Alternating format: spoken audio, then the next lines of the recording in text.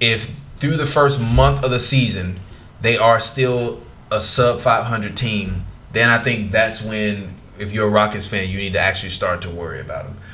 Because even at this point in time, looking at the teams that are technically top 8 in the West right now, we have the Pelicans, the Warriors, the Nuggets, the Blazers, the Clippers, the Kings, the Grizzlies, and the Spurs. I think that the Kings will drop out, the Clippers will drop out, the Grizzlies will drop out, maybe Denver might drop out. So that leaves 4 spots open. That means Utah potentially, the Lakers, Dallas, Houston, OKC, and Minnesota, and also Phoenix, but depending upon how they might look, and Devin Booker's been looking unstoppable on the offensive end, they might be able to step up for them. The Rockets just can't afford to end the first month of the season starting below 500. If they can just get to 500, they'll be okay, because I think everybody in the West that is below the top 4 seeds in the West will start off the beginning of the season around 500. So as long as you can get to 500, like I said, the magic number for every team in the West is 48 games to get into the playoffs. So that means you can't lose 34 games. So that means that the Clippers can't lose 30 more. That the Rockets can't lose 30 more games in order to make the playoffs. To me, they're not going to lose 34 games this year. I think they'll probably wind up losing more around like 26 to 30. They'll be okay. I know everybody always say I love to hate the Rockets, Chris Paul, whatever. I'm not overreacting. I'm not overreacting. Yeah, likewise, I think the Rockets still end up winning 50 games. Not overreacting. I think they'll be fine. One thing I think that maybe does need to happen is I think maybe Melo needs to start over James Ennis. Defensively, they've been getting crushed though. That's their problem. Yeah, but listen, they're giving up 118 points per game and only scoring 110. Yeah, but listen though, I don't think that you lost Ariza and you lost Bahamute.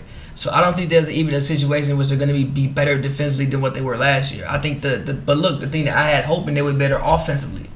I think that offensively, adding Melo in, they can get better, because again, Melo not going 0 for 12. Yeah, but still, offensively, okay, fine, you get better because you average 110 points per game. But if you're still giving up 8 more points a game than you scoring, it don't matter. Score better, especially with the new offensive rules. But listen. I thought they would score more than 110 a night. That's low for them. I thought they would be more around 118, 119. There's no reason they shouldn't be. What? 110 for the Rockets to me is low.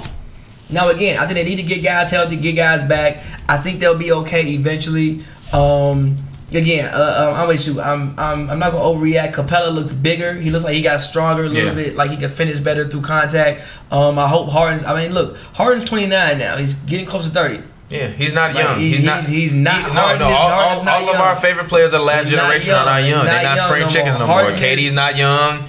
Steph not young, Harden not young, Kawhi even not that. I mean, Kawhi is younger, but he still ain't young. Russ not young. Like Harden 29 years old. So look, I hope these hamstrings. He hurt it last year. But also, even with that, Chris Paul's major problem throughout his career, especially post 27, has been his hamstrings, especially in the playoffs. Yeah.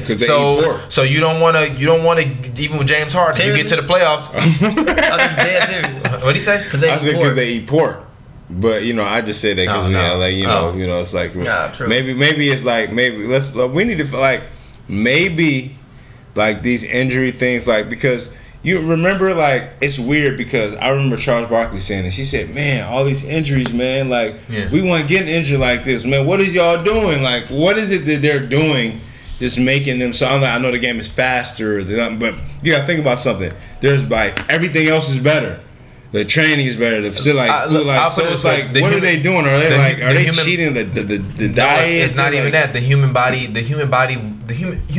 gotta realize that human bodies weren't meant to do 99% of that we physically want them to do, which is why people have foot problems and back problems and all that. We meant to be carrying around trees, killing animals, and hunting with fire and making babies. We're not meant to be playing football and running complex offensive schemes in basketball. We are meant to be hunter-gatherers, not meant to be playing. But this is the thing though. They're getting bigger, stronger, and faster, and they're getting more skill. But when you're getting more skilled, you're using more muscles and more pieces of your body than you've ever used before.